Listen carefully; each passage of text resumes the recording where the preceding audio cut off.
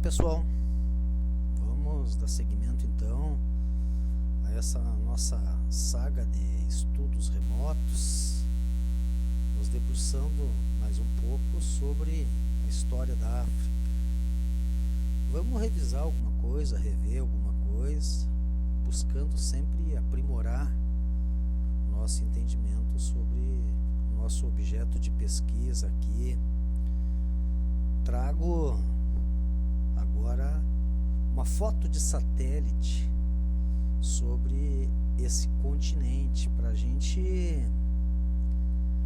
ver um pouquinho mais sobre a geografia física desse lugar. A foto nos permite uma maior realidade.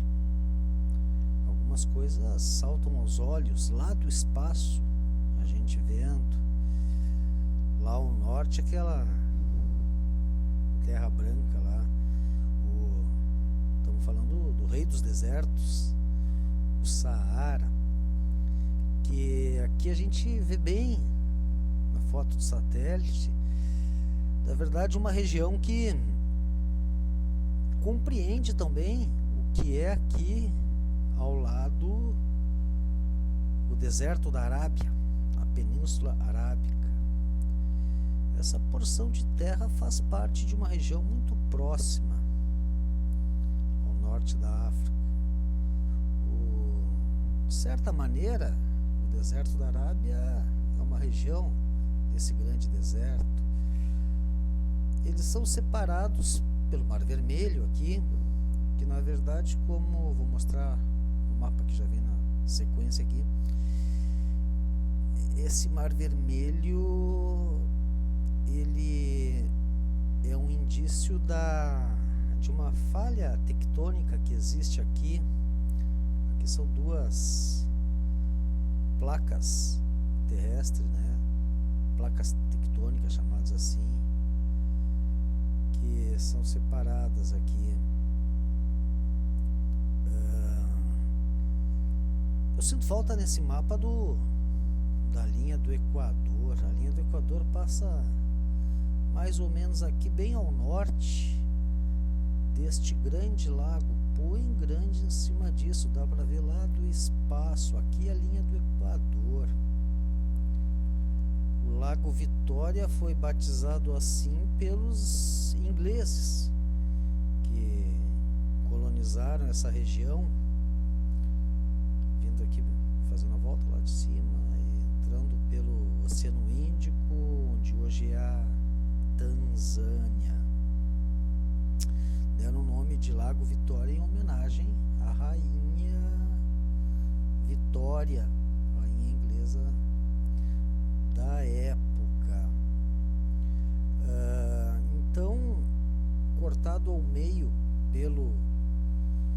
pela linha do Equador, a África se estende nos dois hemisférios, ultrapassando aqui ao norte o Trópico de Câncer e ultrapassando aqui ao sul o Trópico de Capricórnio. É um imenso território. Umas outras coisinhas só para chamar a atenção aqui: além do Lago Vitória tem outros lagos imensos, além de outros lagos menores que, se a gente pudesse dar zoom aqui, a gente perceberia melhor. Essa região do Equador aqui é uma região que chove muito, né? Uma região de clima equatorial, e essas chuvas propiciam a formação desses lagos. Em determinada época do ano chove mais e o lago fica maior. Em determinada época do ano chove menos, o lago fica, né, menor. Em determinada época do ano que chove mais, inclusive águas daqui do Lago Vitória, elas escoam para o norte e vão desembocar lá no Mar Mediterrâneo. Então, o Lago Vitória é considerado uma das mais longínquas nascentes do famoso Rio Nilo. Lá na pontinha, lá na Foz, a gente gente vê uma pontinha verde ali. Aquilo ali é o delta do Nilo. Ali fica, por exemplo, a cidade de Rosetta, famosa por uma pedra que encontraram lá, né? E tem outras cidades ali, mas tem mais umas 20 cidades naquela pontinha ali, ó. Bom, a gente já conversou sobre isso, né? Mas é interessante a gente rever e ir melhorando a nossa compreensão aqui sobre a África. Aqui uma paisagem tipicamente africana. A gente reconhece de longe, não tem dúvida do que se trata. Tá lá ao fundo o Monte Kilimanjaro, a maior montanha da África, coberta por neve lá no seu topo. O Kilimanjaro fica a leste aqui do Lago Vitória, na Tanzânia. Na verdade, se trata de um enorme vulcão. Um vulcão que nasceu aqui justamente nesta fenda tectônica aqui, ó, né? Entre essas duas placas terrestres. O Kilimanjaro é uma das maiores montanhas do mundo, não a maior da África. Esses outros bichinhos aqui não precisa falar muito, né? Sobre essa planta eu vou falar. Em todos os lugares existem fauna e flora que são característicos das regiões. Então aqui nós temos uma planta nativa da África, uma planta africana. Assim como tem os animais africanos, tem as plantas africanas. Algumas plantas africanas ganharam o mundo. Já conversamos sobre cana de açúcar, pé de café. O sorgo não é tão famoso fora da África. Na África, o sorgo, essa plantinha aqui, é o feijão com arroz dos africanos. Na verdade, o feijão com arroz deles é o sorgo com alguma outra coisa. Eles usam muito essa planta na alimentação humana e na alimentação animal também, para domesticar os animais. Os animais são alimentados com essa planta aqui, chamado então o milho da África. Ele dá um grãozinho, parece uma soja. Bom, vamos ver o outro mapa aqui, né? E rever isso aqui, já conversamos, é sabido. A África é o berço da humanidade. Aqui surgiram os primeiros seres humanos, especialmente perto dessa região destacada aqui, ó, pelo tracinho vermelho, ó, a fenda tectônica, que ao entrar no território continental africano é chamada de Rift Valley. É um vale, né? Tem dois planaltos, um de cada lado, um pertencente a cada placa tectônica. O que acontece nessa região aqui, por aqui, onde hoje é Quênia, até onde hoje é Somália, aqui se encontraram os mais antigos vestígios humanos no planeta Terra. Estamos falando das ossadas, né? Não são nem vestígios intencionais. São vestígios que ficaram porque o pessoal morreu e os ossos se conservaram sem que eles tivessem sido sepultados adequadamente, né? Só mais uma coisinha aqui, ó. Eu gosto de trabalhar com mapa, né? Gosto desse negócio de geografia. Não me aprofundo muito, mas placas tectônicas elas continuam se afastando. No futuro, o chifre da África, a Somália aqui, vai se separar, ela tem se separado aos pouquinhos da África, ela vai virar uma ilha. E o Mar Vermelho, aos poucos, vai começar a entrar aqui dentro e vai sair por aqui. Vai surgir um novo mar aqui, já deram até um nome para esse mar, que vai nascer aí onde é o Rift Valley. Então, o berço da humanidade, onde se encontrou os vestígios mais antigos da presença humana no planeta, como, por exemplo, essa aqui, né? Não sei se eu já apresentei para vocês, eu tenho apresentado para muita gente, não sei se vocês reconheceram ela tá um pouquinho diferente, tá deitada, é a Lucy, né? A famosa Lucy. Essa é a mais antiga mulher terráquea que nós temos notícia. Ela é um conjunto de ossos que sobraram, né? Parece que ela foi comida por um crocodilo. E só sobrou isso aí, né?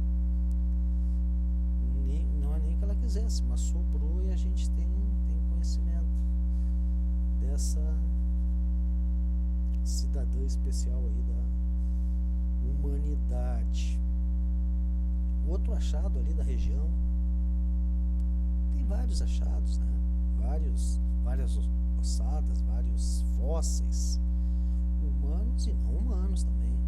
Com certeza tem resíduo de ossos de animais. Esse crânio aqui é do famoso Homo faber, dos mais antigos seres humanos do planeta. Bom, vamos falar um pouquinho lá, mais um pouquinho, né? Aquela região de cima lá, sobre o Saara, que aos poucos a gente vai ver se entende mais. Ele tem uma importância na história humana. Nem sempre foi o que é hoje, né? Ele foi habitado por seres humanos, ainda é visitado por seres humanos desde muito tempo.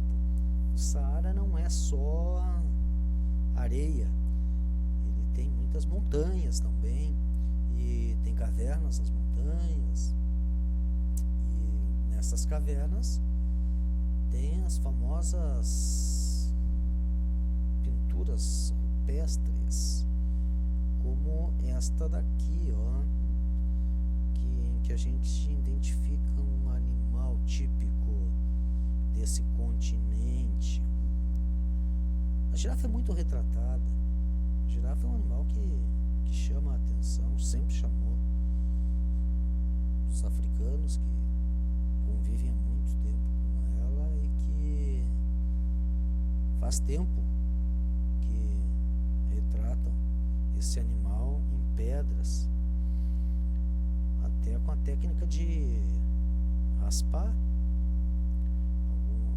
outras vezes com técnicas mais apuradas de elaborar uma tinta e criar um desenho mais interessante, mais bem desenhado, né? Mais bem elaborado.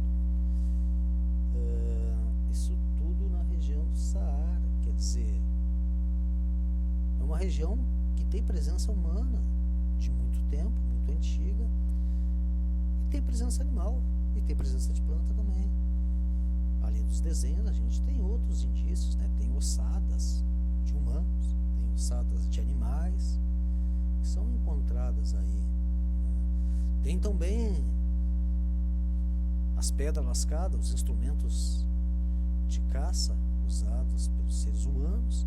Então, os seres humanos andavam ali desde o período paleolítico, quando viviam da caça, da coleta, e se andavam por ali fabricando esses instrumentos e caçando, porque tinham que caçar, e se tinham que caçar, os animais tinham o que comer, né? O Saara era diferente. No Saara se encontra Petra se encontrou em especial essa cerâmica. Ela tem até um nome, encontrada lá na Mauritânia. Esta é talvez a cerâmica mais antiga produzida pelos seres humanos. Só a existência da cerâmica nessa região, no Saara, nos diz muita coisa. Para fabricar cerâmica precisa do barro, o barro precisa de umidade. Para preparar a cerâmica precisa do fogo, tem que ter lenha. Tinha umidade, tinha lenha naquela região. E esses cacos de cerâmica, muito bem analisados em laboratório, se concluiu que foi usado para cozinhar alimentos. Era um ancestral de uma panela. Era uma panela aí. E foi cozinhado aí dentro. Gordura animal e gordura vegetal. Aqui tem outra pintura rupestre muito antiga, bem desbotada, mas com algum cuidado a gente consegue perceber uma figura humana ali, e essa figura humana está manipulando uma planta. Quem sabe colhendo, quem sabe plantando, hein? De qualquer maneira tinha planta lá, nessa região que hoje é Saara. Bom, hoje se acredita que a agricultura e provavelmente a domesticação de animais surgiu pela primeira vez na nossa história por cerca de 8.000 anos antes de Cristo, justamente no Saara. E à medida que o deserto foi crescendo, as culturas neolíticas se faziam cerâmica, se plantava, se domesticava animais. Estamos falando de cultura neolítica. Os povos que ali viviam, à medida que o deserto foi crescendo, eles foram procurando lugares melhores para viver. Alguns foram parar lá no Nilo, onde finalmente se sedentarizaram, né? Tem mais um recadinho para mim ali mesmo, que outro indício é, na verdade, uma prova, né? Uma prova de que tinha uma vegetação naquela região é a existência de pólen encontrado nas areias. As areias do Saara, levadas para o laboratório, analisadas em microscópio, revelaram a existência de pólen de plantas muito antigo, em estado fossilizado. Bom, daí no nordeste do Saara surge o Egito. E aqui nós temos que lembrar, afirmar, o Egito é africano. Acontece que por muito tempo os europeus, ali de pertinho do Egito,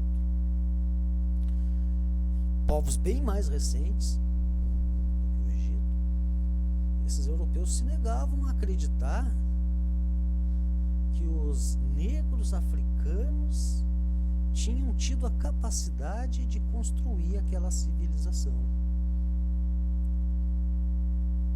Os europeus sustentaram algumas teorias por muito tempo de que os primeiros egípcios eram descendentes de povos semitas, de etnias brancas que vieram lá da região da Mesopotâmia, povoaram aquela região e construíram aquela fascinante sociedade. Só no século XX agora que alguns africanos se revoltaram e começaram a reivindicar a origem negra da África. E começaram a colher provas. As provas são evidentes da ancestralidade negra os antigos egípcios. Essa aqui é uma estátua do faraó Mentuhotep II, da 11ª dinastia.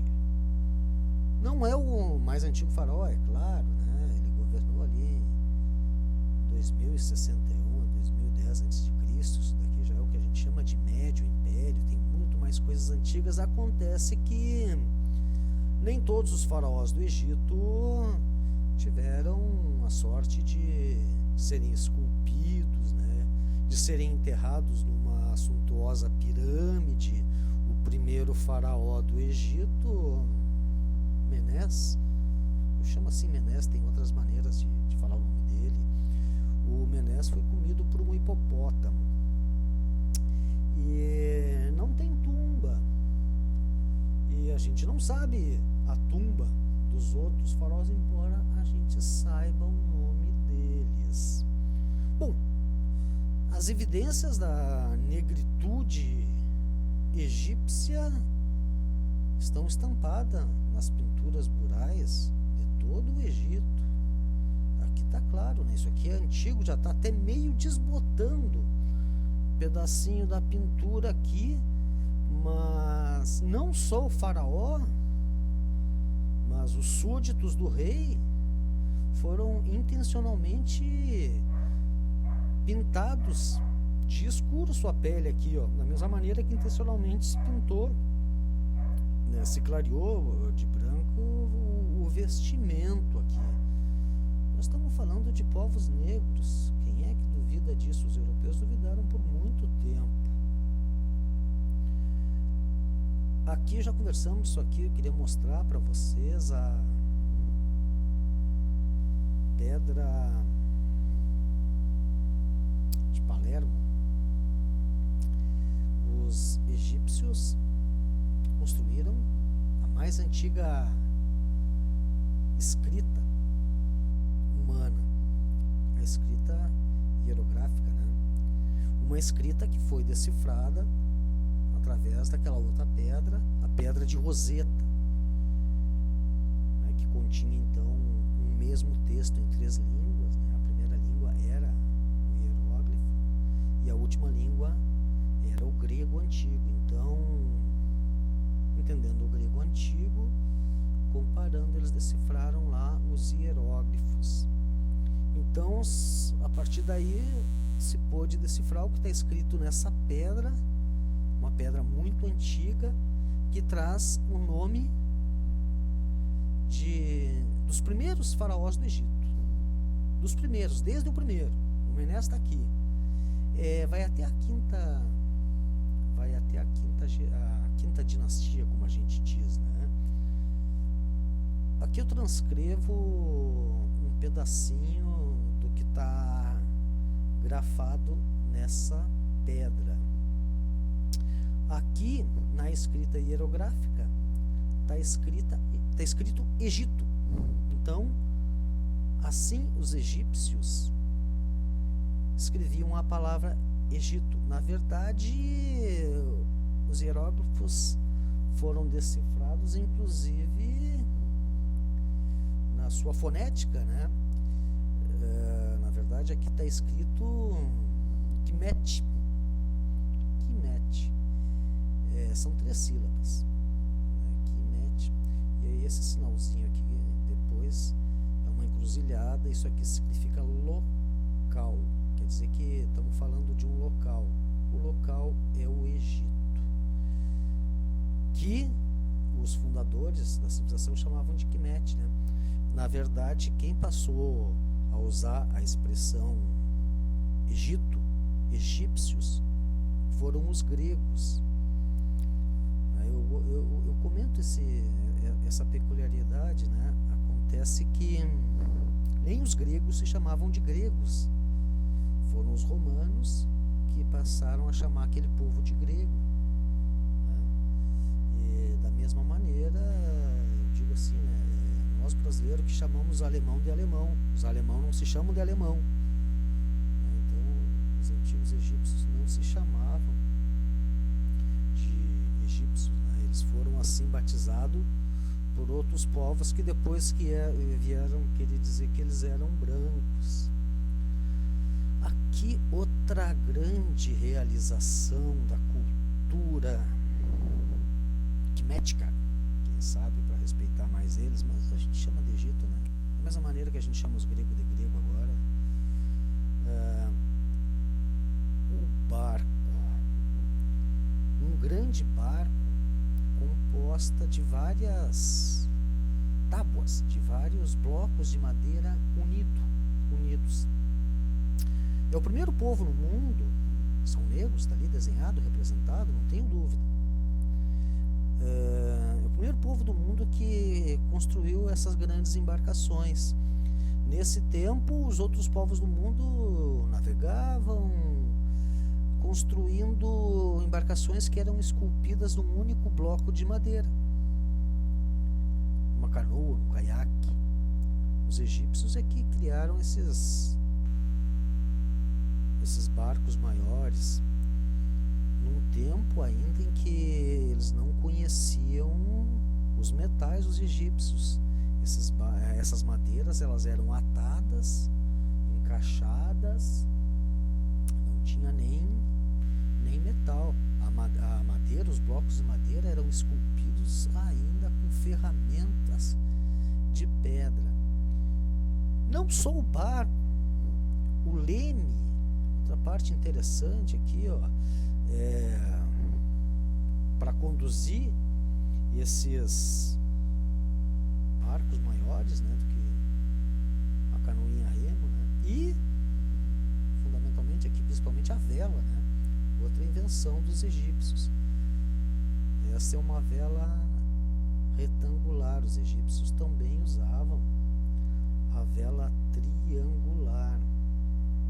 Realizaram muitas coisas em nome da civilização, esses egípcios aí, E eles não estavam sozinhos, né? Quer dizer, vamos lembrar que os egípcios são africanos, mas eles não foram os únicos africanos que muito contribuíram para a evolução da humanidade. Aqui, a Núbia, as pirâmides da Núbia.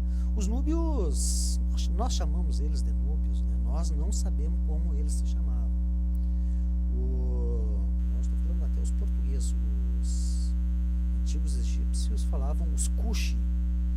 Os Kushis viviam ao sul do Egito, ao sul da primeira catarata do Rio Nilo. Tinham contato com os egípcios, conheciam, faziam transações comerciais, e um influenciou o outro. Os egípcios foram os primeiros a construir pirâmides, construíram as maiores do mundo. Mas os núbios fizeram suas pirâmides também, menores, é verdade, mas em muito maior quantidade. Infelizmente, até por ser menores, elas foram mais fáceis de assaltar ao longo do tempo, de serem roubadas e destruídas, né? Os europeus andaram por aqui também, levaram tudo o ouro que tinha aí dentro e levaram até pedra embora.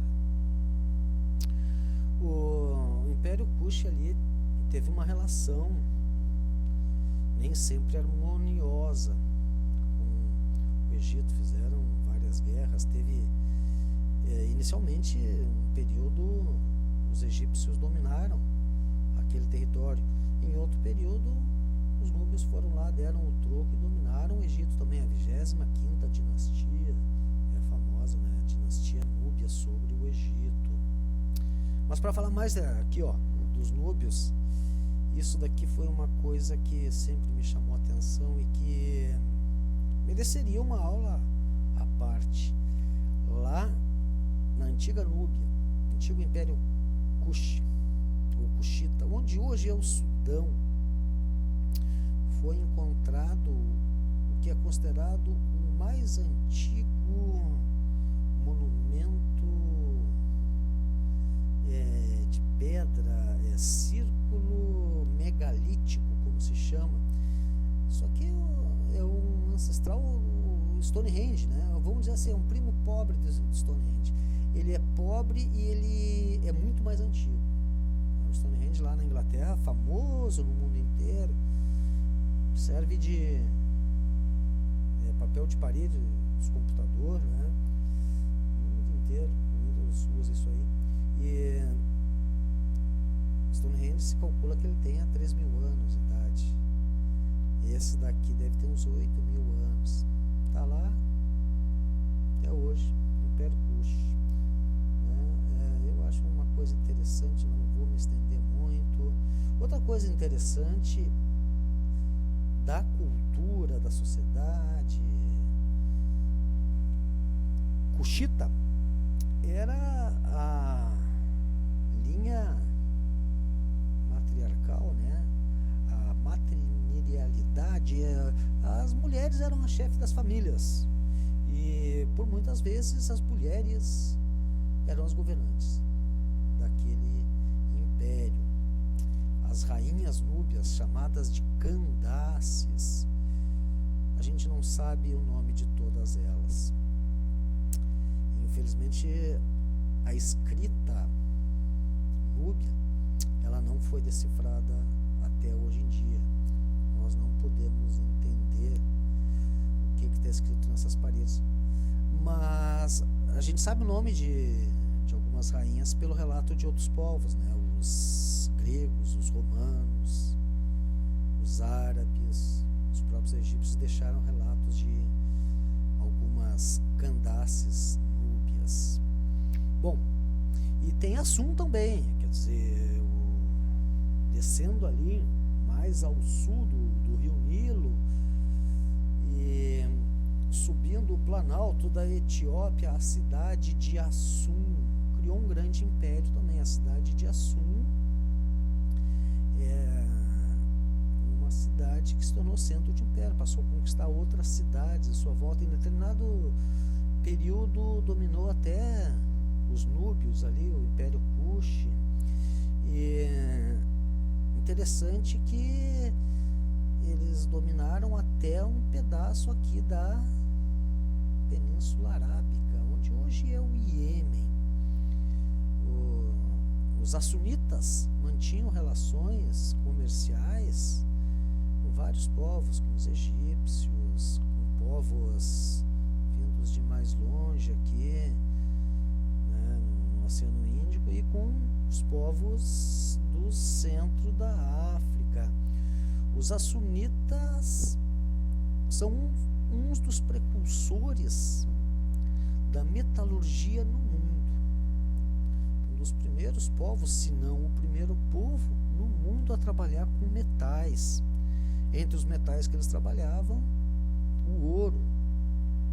E uma das coisas que eles faziam com ouro eram moedas, né? Então aqui a gente tem umas moedas de ouro que os assunitas usavam para realizar comércio com outros povos e adquirir produtos de outros lugares. Exportavam também outros metais, e além de ouro trabalhavam com prata, com ferro, forjaram o aço, os assunitas, e eles domesticavam elefantes, criavam elefantes e exportavam elefantes, por vezes elefantes vivos para outros povos. Claro, levavam o marfim. O marfim é um produto muito utilizado, elefante, né? Tem uma história que conta que uma vez os assunitas mandaram uma girafa lá para o imperador da China. Mandaram um presente. Tiveram, em certo tempo, um contato com os chineses. Viu? Então, estamos falando de um povo aqui com muitas realizações, com muita história, tá?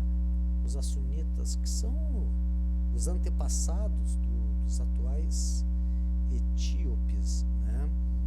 Aqui uma foto recente da capital, Assum, na atual Etiópia. Uma das coisas que chama a atenção são os obeliscos, né? Esses blocos de pedra monolítica, uma pedra só esculpida, e as estelas, às vezes chamam estela. Para mim, o obelisco é o grandão e estela é os menorzinhos. E quando um rei assumita fazia uma realização, ele mandava construir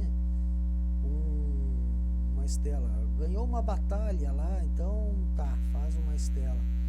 Em certa época da história, no início da era cristã, o cristianismo chegou aqui no Império de Assum. Essa é uma questão interessante da história de Assum e de seu império, né? Aqui está Jerusalém, a Palestina, né? Aqui viveu Jesus e nasceu o cristianismo, e as histórias de Jesus chegaram aqui, e o rei se converteu ao cristianismo, mandou construir lá um obelisco, uma estela. E desde então os assumitas, hoje em dia etíopes, são cristãos. Se desenvolveu aqui nessa região um cristianismo diferente do cristianismo europeu, um cristianismo diferente do catolicismo, diferente do cristianismo do Império Bizantino, um cristianismo africano com algumas características próprias, muito próximas à fonte judaica do cristianismo. Quer dizer, os assumitas, eles praticam a circuncisão, e o sagrado para eles é o sábado, né? Bom, teve um outro imperador ali famoso, o Lalibela, do Império, já na época cristã, né, convertido ao cristianismo, mandou construir algumas igrejas, as igrejas de Lalibela, esculpidas na rocha. Isso é uma escultura, isso é uma imensa rocha, e cavocaram aqui e construíram esse templo que existe até hoje. Foi tombado como patrimônio histórico da humanidade pela Unesco, e a gente fala, né, dos etíopes. Hoje em dia são os etíopes, e tem que mostrar isso aqui que eles fizeram. Isso aqui é ponto de turístico. Essa é a mais conhecida, talvez a mais bela dessas igrejas esculpidas na pedra. São meio arquitetura, meio escultura, isso aí, né? Aqui tem outra, né? São obras impressionantes desse povo aí. Bom, agora vamos para umas coisinhas novas aqui para terminar logo. Indo ao sul ali, então, de Assum, né? Aqui já esquece o deserto, né? Somália, aqui para baixo. Aqui é zona equatorial, aqui chove bastante, e especialmente nesse litoral do Oceano Índico aqui, ó, se desenvolveu uma cultura muito original, chamada cultura Swahili. Tem outras grafias também, para outras maneiras de escrever isso, mas é Swahili. E um povo que fundou várias cidades, inclusive cidades em ilhas. Algumas nem aparecem direito, teria que dar um zoom maior aí para poder ver todas essas cidades da cultura Swahili. Eram cidades-estados, eles não chegaram a formar um império, mas desenvolveram uma sociedade que me lembra muito a Antiga Grécia. A Antiga Grécia era isso, a Antiga Grécia nunca formou um império. A Antiga Grécia era um conjunto de cidades-estados onde tinha uma cultura comum, quer dizer, se falava a mesma língua, se cultuavam os mesmos deuses. Aqui uma coisa muito parecida. Isso aqui é uma espécie de Grécia da África, uma Grécia do Oceano Índico aqui, né? O Swahili, esse nome vem do idioma que esse povo fala. Esse povo espalhado hoje por vários países, né? Até hoje eles falam o mesmo idioma. Um idioma que tem origem africana. É uma ramificação do Banto. O Banto é uma outra língua importante na história da África, que a gente vai ter que tratar mais adiante, com, né, mais delicadeza.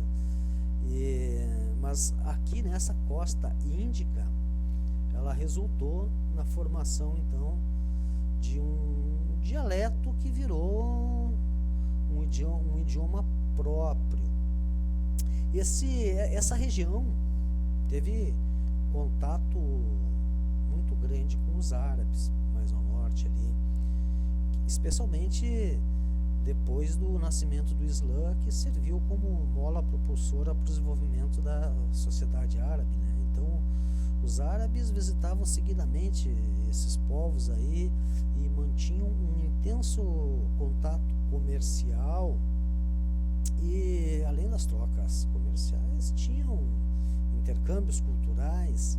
Os Swahili, eles aprenderam a escrita árabe, a escrita muçulmana, e passaram a grafar então a sua língua com essa escrita, principalmente a partir do século VII da era cristã. Quando chegaram os europeus nessa região aqui está Moçambique, né? Moçambique, essa região do interior, fala português. Aqui chegaram os portugueses pioneiros com suas caravelas no século XV. E eles conheceram essas cidades, conheceram o esplendor dessa sociedade, e se negavam a crer, os portugueses, que essas cidades tinham sido fundadas por negros africanos. Uma história parecida com aquela do Egito, né? E quando viram a escrita árabe, chegaram à conclusão: não tem dúvida, isso aqui foram os árabes que fundaram, né? Não foram esses negros da África. Essa ideia persistiu até século XX. Mais tarde chegaram aqui, onde hoje é Quênia. Então entraram por aqui os ingleses, né? Que também tinham essa ideia, né? Isso aqui é um povo árabe, um povo mestiço africano com árabe. Na verdade é uma cultura africana genuína, né? Que tem então esse elemento chave aí, que é esta língua. Aqui tem uma ruína dessa civilização. Esses povos antigos todos têm isso, né? Existem muitas cidades que foram abandonadas e a gente nem sabe por quê, o que aconteceu, uma guerra, uma epidemia, né? Doença. Qual é o problema que deu ali? Que o povo abandonou a cidade e ficou lá, né? Tem algumas cidades abandonadas assim. Os europeus não queriam saber que tinha sido os africanos que tinham construído isso daqui, não. Aqui já, para terminar, né, é a escrita árabe, mas é a língua Swahili, né, grafada. Essa língua,